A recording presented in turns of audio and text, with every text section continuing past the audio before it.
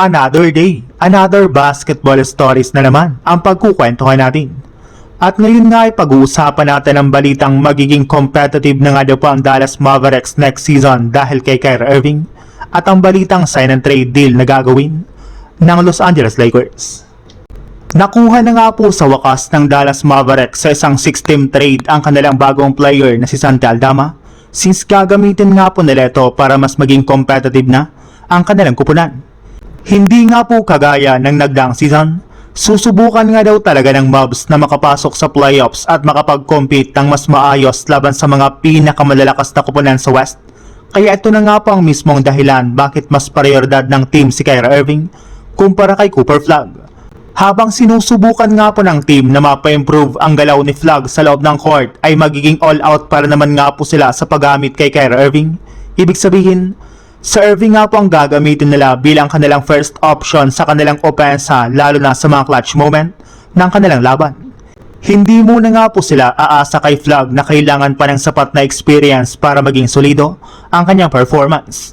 Marami rin naman nga po itong matututunan kapag kasama na nga po niyang maglaro sa Irving sa susunod na season. Kaya gagawin nga po ng kanilang bagong head coach na si Dusty May na mailabas ni Kyrie Irving ang kanyang tunay na laro sa kanilang magiging kampanya. Sa ibang balita naman, matapos nga po na makuha ng Lakers si Kevin Looney sa free agency market ay siya na nga po ang pinakamatandang player sa kanilang team sa kanyang edad na 30 years old. Ito na rin naman nga po ang nag-iisang player ngayon ng Lakers na merong championship experience kaya hindi na nga po nakakagulat bakit marami pa ring mga fans ang minamaliit ngayon ang kasalukuyang lineup ng Lakers. Kaya siya napakalamya nga po ng kanilang mga players ngayon kasunod ng pagkawala ni Lebron at ng iba na mga key players. Mas pinili nga po ng kanilang team ang mga bagong players na wala pang napapatunayan at hindi consistent kaysa sa kanilang mga dating manlalaro. Pero maaari para naman nga po na magbago ang sitwasyon na ito ng Lakers kung sakasakali man na maisagawa nga po nila ang inilabas na sign and trade deal nila kasama ng Atlanta Hawks.